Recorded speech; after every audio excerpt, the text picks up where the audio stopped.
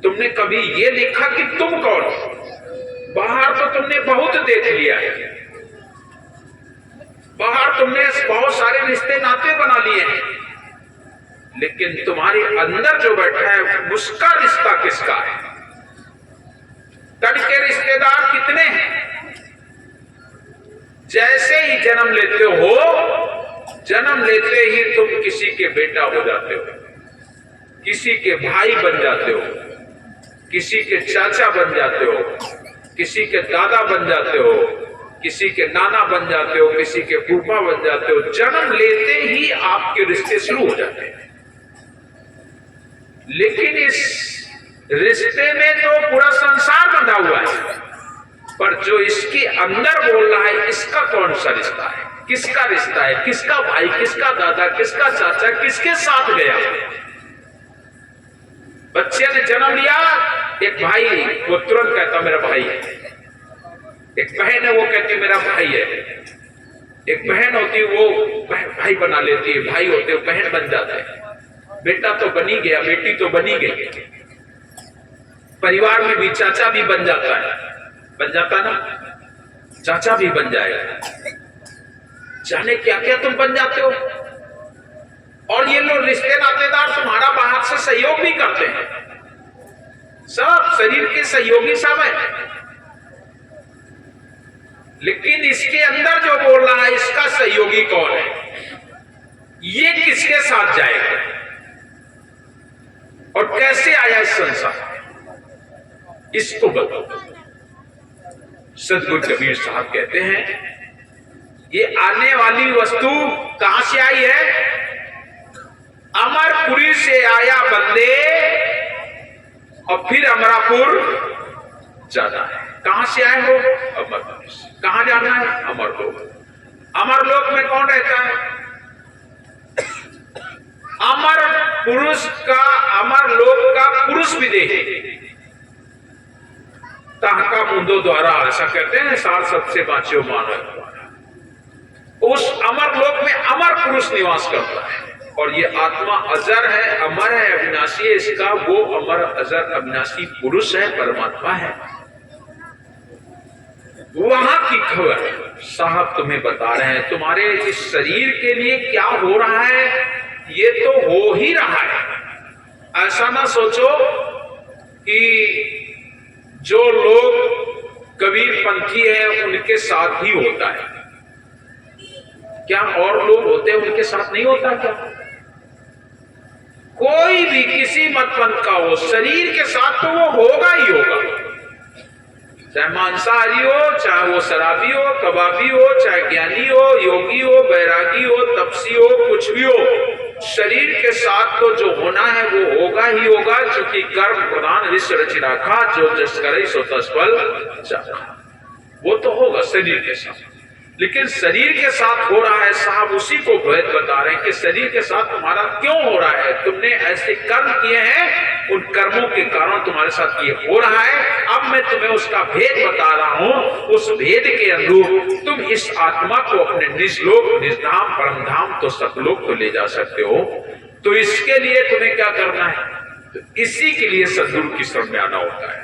सदगुरु की शरण में आने का और कोई उद्देश्य नहीं। सदगुरु जो भी करवाते हैं वो केवल इसलिए करवाते हैं कि तुम्हारी ये आत्मा जो है ये बार बार जन्म लेना, बार बार मरना, नाक में दम हो गई, बार बार मरते मरते ना जाने कितनी बार जन्मे, ना जाने कितनी बार मरे, नाक में दम हो गई, बार बार मरते मरते। साहब कबीर कहते हैं मरण मरण सबको ही कहते हैं, पर मरण न चीने कोई, और एक बार ऐसा मरे कि फिर मरना।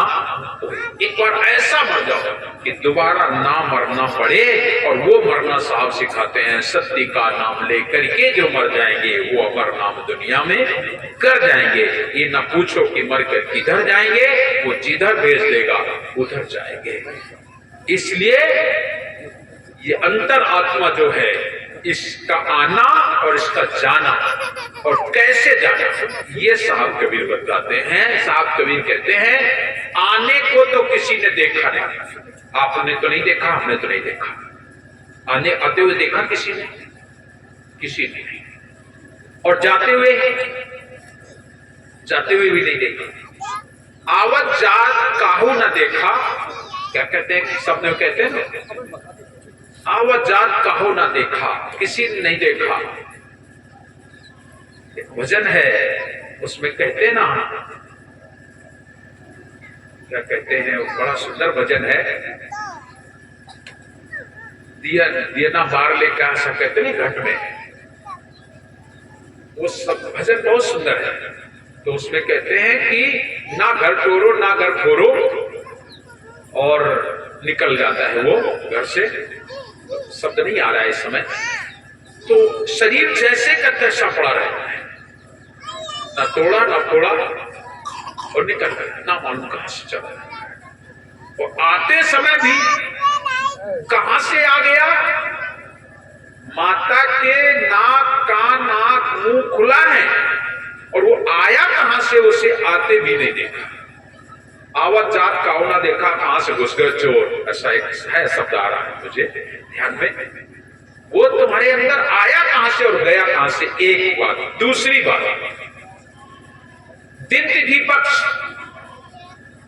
कब आया किसी ने नहीं जाना, और कब जाना है किसी ने नहीं जाना। लेकिन जैसे ही पृथ्वी पर आया दिन तिथि शुरू, ये दिन वो तिथि, ये पक्ष ऐसा है, अच्छा है, बुरा है, नहीं है, आपका शुरू हो गया दिन तिथि पक्ष। इसलिए कबीर पंथ कहता है आप लोग दिन तिथि पक्ष में पड़े रहते हो, ये तिथि अच्छी नहीं, वो तिथि अच्छी, वो तिथि अच्छी नहीं, वो तिथि अच्छी। क्यों भाई, जन्म लेने के बाद बच्चा अगर शनिश्चर के दिन पैदा हो गया तो क्या होगा, इतवार को पैदा होगा तो क्या होगा, मंगल को पैदा होगा। कुछ लोग कहते हैं शनिचर वाला लेता, ठीक नहीं हो। क्यों भाई, ऐसी बात है। अरे शनिचर इतवार सोमवार मंगल ये जो बनाए गए दिन, ये तुम्हार धरे हुए हैं दिन, तुम बनाए हो इसको, उसने नहीं बनाया है। उसने तो रात्रि और दिन बनाया था, लेकिन तुम लोगों ने अपना दिन बना लिए कि ये इतने दिन का एक सप्ताह होगा, फिर इतने दिन का एक पक्ष होगा, इतने दिन का एक मास होगा, इतने दिन का एक वर्ष होगा, इतने जोड़ जोड़ करके फिर एक युग की रचना कर लेते हो कि इतना युग हो गया, फिर 4 युग बना लिए। ये तुम्हारी रचना है, उस ईश्वर की रचना नहीं है, वो तो अलग है। जैसे आप लोगों ने जातियां बना ली। अच्छा बताओ, जाति सही बताओ, बनते आई ना, वहां से एक भी जाति आई थी क्या? वहां से कोई नहीं आई थी जाति। वहां से तो केवल शुद्ध बुद्ध चैतन्य स्वरूप इस संसार में आया, और यहां आकर के हम लोग सबसे पहले देवता और दैत्य हो गए। दुई हुई वही सब दुई बना देंगे, एक देवता एक दैत्य। अब देवता और दैत्य ना, फिर कोनो बड़े देवता हुई गए तो कोनो छोटे देवता हुई गए, तो उनकी अलग जाति हुई गई, फिर चंद्रवंशी सूर्यवंशी हुई गई, बनते फिर शुरू हुई गई। और आज गिनती नहीं है कि कितनी जाति है, गिनी जाए तो हमें लागत हजारों की संख्या में जाति नहीं है। और आज हम लोग एक जगह नहीं रह सकते हैं। बैठ सकते हो? नहीं बैठ सकते। एक इंसान दूसरे इंसान के साथ बैठ नहीं सकता है। जब इंसान इंसान के साथ नहीं बैठ सकता, जरा सोचो, और पशु पशु के साथ बैठ सकता है। 100 गाय इकट्ठा तुम कर दो, वो एक जगह बैठेंगे, एक जगह चारा खाने और 10 मनाई नहीं बैठेंगे। पशु एक जगह हो जाएंगे। बकरियां आप लोग लाते हो, तमाम बहुत सारी सैकड़ों की संख्या में बकरियां होती है, मैंने देखा है, कुछ लोग पालते हैं ना। वो क्या न बंधन खाली काटन ते गिर ले जगह वो छोड़ देते, रात भर वही पड़ी रहता, एक ही जगह बैठे। और हम लोग ना भाई, हम यहाँ बैठेंगे, तुम वहां बैठोगे, तुम वहां बैठोगे, दूर रहना, मैं फलाना हो, तुम दूर रहना, मैं ऐसा हूं, मैं वैसा हूं। एक इंसान इंसान से इतनी बड़ी नफरत करता है। साहब कबीर इस बात को से सहमत नहीं, और वो कहते हैं आए एक देश से उतरे एक घाट, अब हवा लगी संसार की हो गए 12 बाट। यहाँ आके हम लोग 12 बाट हो गए। हमारे तुम्हारे जीवन में सच में छुआछूत नहीं होनी चाहिए, नहीं होनी चाहिए। एक इंसान को इंसान से नफरत नहीं होनी चाहिए। हाँ, अगर नफरत करना है तो कर्म से करो ना, कि तुम्हारा ये कर्म खराब है, ये तुम क्या करते हो, दारू पीते हो, उसके कर्म से नफरत करो। क्या कहते हो, महात्मा गांधी ने कहा था सही कि पाप से नहीं, पापी से नहीं, पाप से नफरत करो, पाप से घृणा करो। और पाप तुम भी करते हो और पापी से तुम नफरत करते हो। एक साथ बैठ के अंडा खाइए होटल में, एक प्लेट में मुर्गा खाइए, एक गिलास में दारू पिए, लेकिन जब घरे बुलाइए तब कहियो ना हम तो फलाने पंडित जी आइए, हम तुम्हारे घरे कैसे खाना, हम तुम्हारे घरे कैसे पानी। बात बिगड़ गई ना, बिगड़ गई ना। वहां कोई छुआछूत नहीं हो, यहाँ सारी छुआछूत। ये धार्मिक आयोजन हो रहा है, धार्मिक आयोजन में भी कुछ लोग सोचते हैं मैं बड़ा आदमी चाहूंगा तो कहां बैठूंगा जाके, अरे उन्हीं के बीच में बैठना पड़ेगा तो हमारा सब कुछ चला जाएगा। कैसे चला जाएगा? अगर चला जाता तो भगवान राम का क्यों नहीं गया, शिवरी के जूठे बेर खाए, चला गया क्या? चला जाता कुछ कि कैसे चला गया भगवान कृष्ण का? स्वप्न सुदर्शन को भोजन करवाया स्वयं भगवान कृष्ण ने, कैसे चला जाएगा? नहीं जाएगा।